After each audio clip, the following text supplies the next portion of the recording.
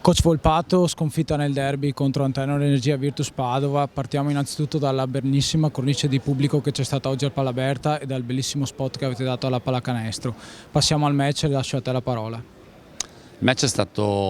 un match importante dal punto di vista della tensione e questo era giustissimo e mi ha fatto molto piacere, perché questa tensione che abbiamo riportato noi nel campo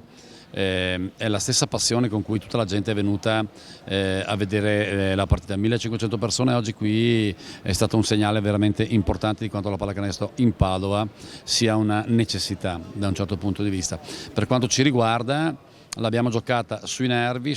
forse abbiamo anche lasciato sul campo delle opportunità, in primis i tiri liberi o forse una lucidità che però va insieme anche alla voglia di rientrare il prima possibile, per cui fa parte anche del gioco, quindi aver coraggio, avere personalità ogni tanto ti porta a prenderti anche delle iniziative poco ponderate, però vanno bene perché il coraggio, la personalità, il cuore che è stato messo nel campo io lo metto davanti e quindi noi ci ritroveremo in palestra a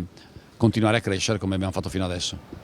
Sì, adesso avete un lungo stop perché rientrate in campo giovedì 9 marzo contro Vicenza, quindi sarà importante tenere la grinta che avete messa in campo, l'energia e la voglia di vincere che si è dimostrata per tutti i 40 minuti per resettare la sconfitta e usarla come carica per le prossime importanti sfide. Sì, certamente, abbiamo un programma in questo senso, già mercoledì faremo una amichevole importante, probabilmente forse ne faremo un'altra la settimana dopo, unitamente agli allenamenti che dobbiamo fare e che faremo sempre bene come i ragazzi ci hanno dimostrato. E come ho detto prima, adesso mi preme recuperare la miglior forma fisica di Turrell, Basile, Bombardieri e Borsetto, che con l'influenza intestinale hanno pagato